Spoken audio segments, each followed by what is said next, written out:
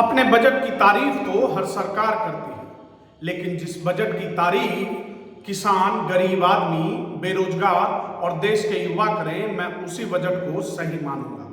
नमस्कार, मैं राहुल कुमार स्वागत करता हूं आप सभी का कुचगांव कन्वर्सेशन में। मोदी सरकार द्वारा अंतरिम बजट पेश किया गया। यह निर्मला सीतारमण का 6वां बजट था। बजट पेश होने के बाद हमेशा की तरह कांग्रेस ने इसे निराशापूर्ण बजट बताया, तो राहुल गांधी ने बजट को मित्रकाल का बजट बताया।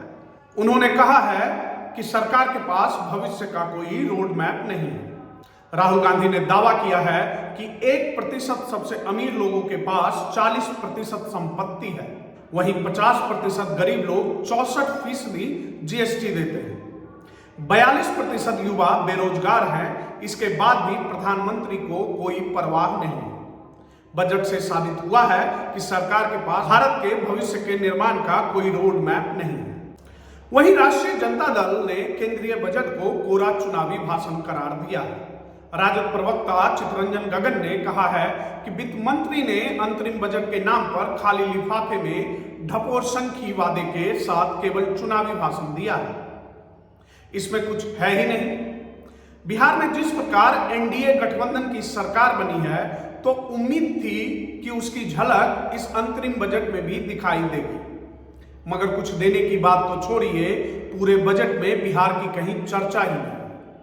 हर साल के बजट की तरह ख्वाब दिखाने की परंपरा को आगे बढ़ाते हुए इस बार 2047 में विकसित भारत का ख्वाब दिखाया गया है। वहीं इसी के उलट नीतीश कुमार, जिन्होंने हाल ही में एनडीए ज्वाइन की है, उन्होंने इसे सकारात्मक बजट बताया है। इनके सुर क्यों बदले हैं वो तो सभी जानते हैं। हम पार्टी के जीतन राम मांझी ने बजट की प्रशंसा करते हुए प्रधानमंत्री नरेंद्र मोदी को बधाई दी है। मांझी ने एक्स पर पोस्ट करते हुए यह लिखा है कि यह बजट गरीब, महिला, युवा और किसानों के हित में है, जिसमें सबका ख्याल रखा गया है। इस बजट से देश व देशवासियों की आर्थिक संपन्नता बढ़ेगी। आशा कार्यकर्ता, आंगनवाड़ी कार्यकर्ताओं को आयुष्मान भारत योजना के दायरे में लाने का निर्णय अद्वितीय है। बजट के लिए नरेंद्र मोदी को बहुत बहुत बधाई।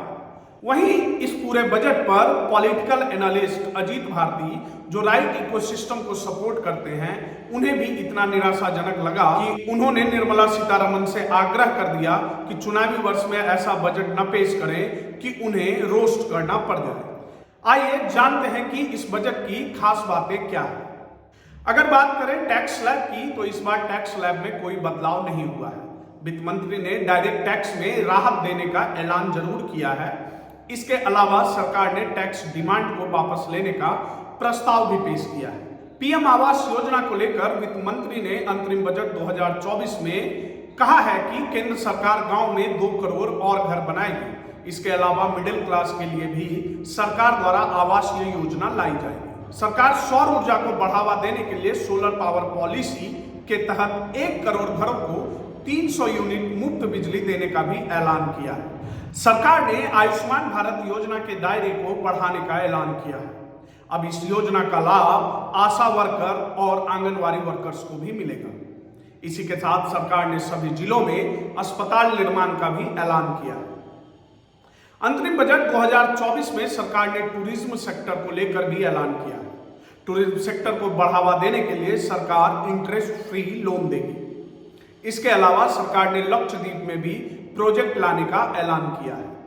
बजट में रेलवे सेक्टर को बढ़ावा देने के लिए वित्त मंत्री ने 40,000 आम ट्रेन कोच को वंदे भारत के कोच में अपग्रेड करने का ऐलान किया है। इसके अलावा सरकार ने मिनरल, एनर्जी और सीमेंट के लिए अलग अलग कॉरिडोर बनाने का भी ऐलान किया है। सरकार ने कृषि सेक्टर के लिए भी अंतरिम बजट 2024 में ऐलान किया है कि सरकार डेयरी किसानों को आर्थिक सहायता देने के लिए योजना चलाने वाली है। वहीं सरकार ने 1361 मंडी को ई-नैम से जोड़ेगी। इसके अलावा सरकार 5 इंटीग्रेटेड एक्वा पार्क का भी निर्माण करेगी। लखपति दीदी योजना में सरकार ने लाभार्थी की संख्या को 2 करोड़ से बढ़ाकर 3 करोड़ कर दिया है। इस योजना की मदद से महिलाओं की आमदनी बढ़ने में भी मदद होगी। कुल मिलाकर देखा जाए तो चुनावी साल में इस तरह के बजट को नीरस और निराशापूर्ण कहना किसी तरह गलत नहीं होगा। मध्यम वर्ग को राहत देने के लिए इस बजट में कुछ खास नहीं दिखा। करीब 1 घंटे तक पढ़े गए इस बजट में सरकार की बढ़ाई जायदाद और मध्यम वर्ग के लिए तोहफे ना के बराबर थे। आपको मोदी सरकार का यह बजट कैसा लगा, कमेंट करके जरूर बताएं। ज्यादा अपडेट के लिए जुड़े रहें कोचगांव कन्वर्सेशन के साथ। धन्यवाद।